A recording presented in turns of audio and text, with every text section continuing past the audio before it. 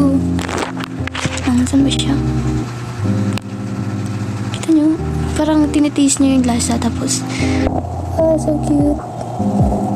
So yun guys, kapag kinagat niya na to, saka ko na siya papasukan sa bahay. Hirap kagatin. Ayun, kinagat niya na. Kinagat niya na guys, kinagat niya na. Umalis ulit siya. Bakit? Bakit, diba? Kinagat niya na eh. Kapag kinagat mo na please, dito. So yun, hindi ko siya pipilitan, babalik ko na siya. Pero iwan ko siya ng bawat para kahit ano, sa kanila kasi magaganda na to. Please, tignan nyo. Tignan nyo, show. Sinakain niya na, yeah. So yung isa na lang, yung isa. Nandito yung isa, yung gagamba ng kaklase ko, hindi ko mahanap. So, ganun na lang din yung gagawin natin. So sa gatas, tapos bigay sa kanila. Ang arte sila eh. Ay, mukha ko lang yung guys ah.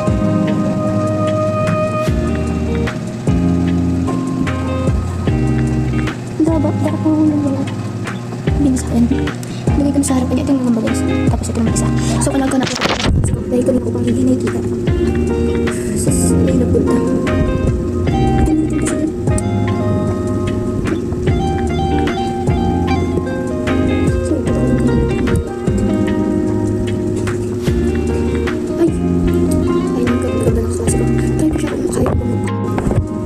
So ayun, ito nga pala yung ganap ng kaklase ko. Ito siya. Pinapakain ko siya. Kasi mukhang ayaw niya.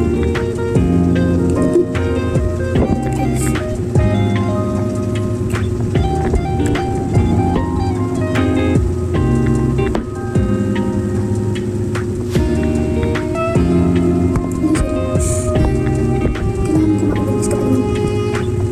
Hindi na siya gumigas talaga.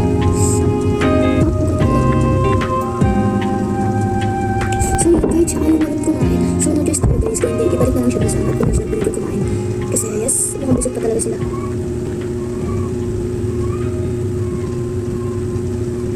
Gusto yung wala talagang lasa. So yun, baka talaga ayaw na siyang pilitin guys. So yun guys, at ibabalik na lang natin siya sa dati. Ayaw na siyang pilitin kumain, ayaw na kumain. So yun, lakayan natin yung handles na. Guys,